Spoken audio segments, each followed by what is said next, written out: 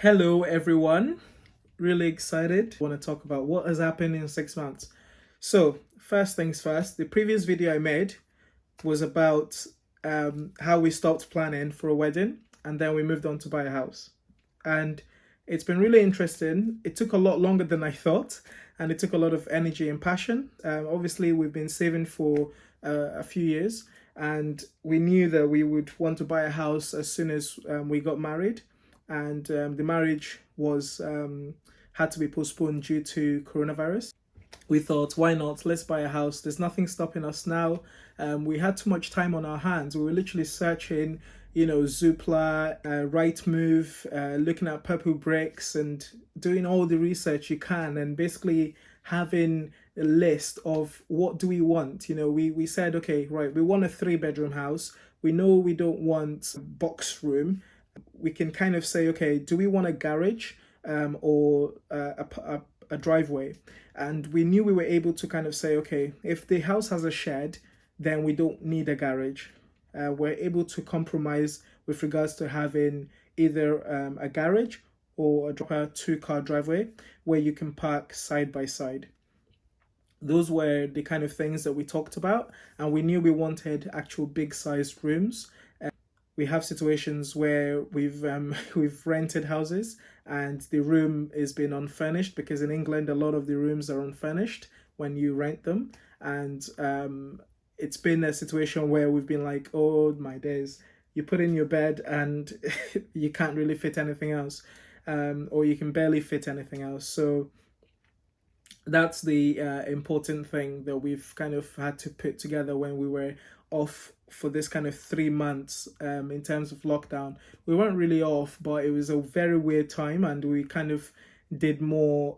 It kind of, I think it actually strengthened our relationship, as it wasn't a case of, oh, you're going off to work, I'm going off to work, and then you come back. But it was very weird. It was like the healthiest time that we've had, and we lost a lot of weight, which was really amazing, and yeah, one of the best times ever. So, what do I like about buying a house? So we've bought a house now, a townhouse, three-bedroom house. Love it. It's brilliant. We kind of use it as a two-bedroom because I thought I can't be bothered buying a bed. I might as well make a man cave for the third bedroom, which is the smallest room. And so I've pretty much got a cinema room with my soundbar and TV, and it's, yeah, really good. We've got Ring. So Ring is like amazing.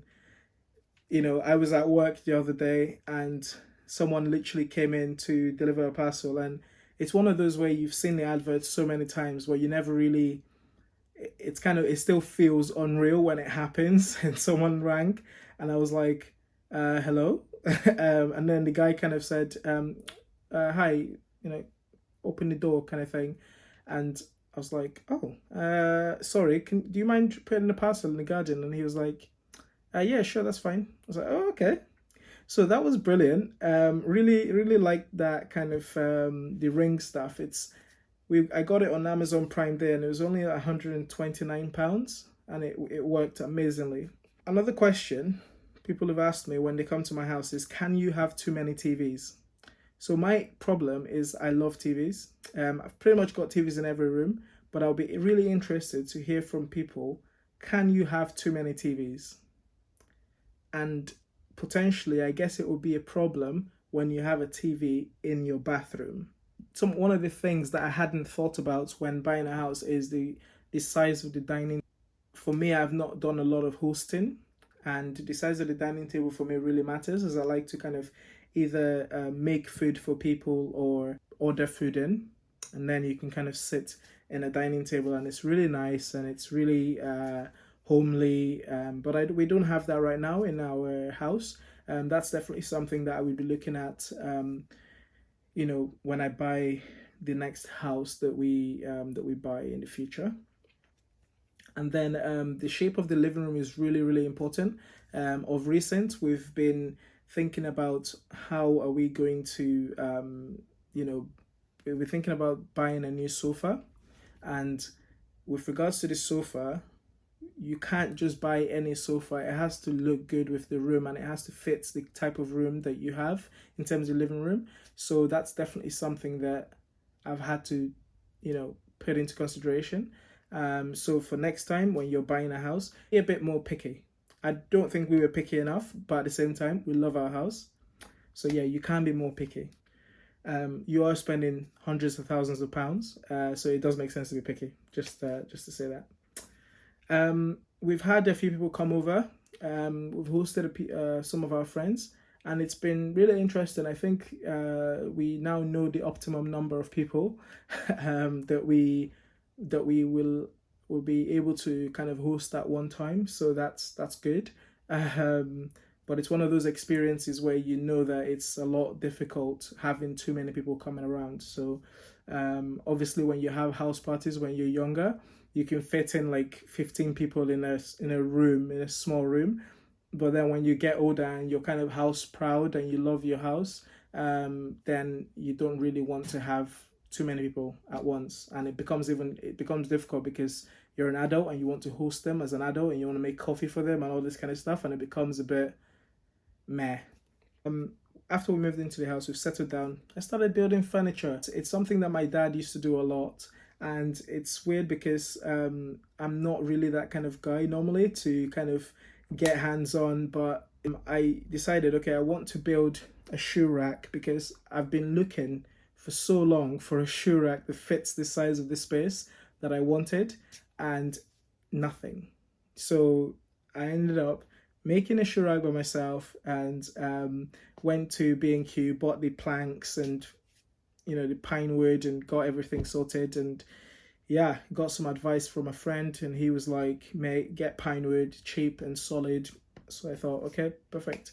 And it's literally the most stable and strong thing I've ever built. When I started building it, it didn't look like it was going to be good, but when it was done, it looked perfect.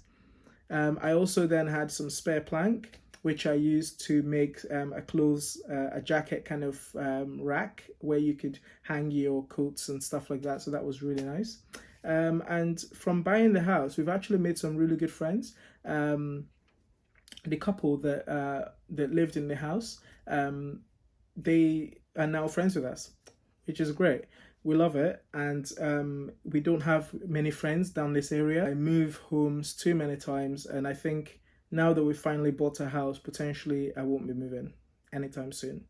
So fingers crossed. We've picked a really central place to London and to Birmingham, so it's quite central, and hopefully it means that when it comes to jobs, I'm fine. And at current, I got a new job. Yay! So 6 months, I've been in my current job. Really, really happy about it. It's a new technology, emerging technology. It's like selling something that sometimes isn't complete.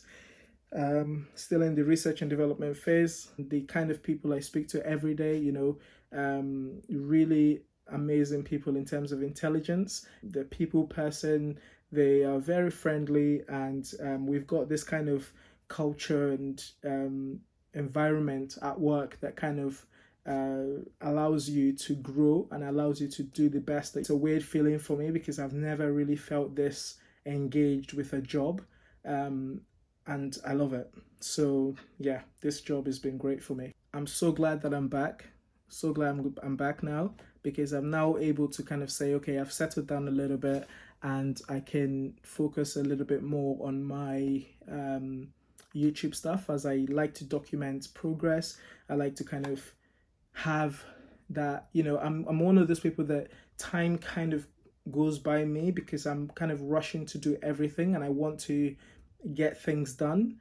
But if I can kind of go back and literally rewind time, this is kind of the only way I can kind of say, okay, 6 months ago I made this video, what did I talk about? It allows me to kind of document my experiences, and it's a time to kind of sit down and say, right, breathe, let's take it in and let's enjoy it for one moment. Just enjoy what you've been through and the negatives, the positives, and just live life. And I think what my favorite quote is, learning never exhausts the mind. It's a quote by Leonardo da Vinci. That's my favorite quote. Thank you. Bye.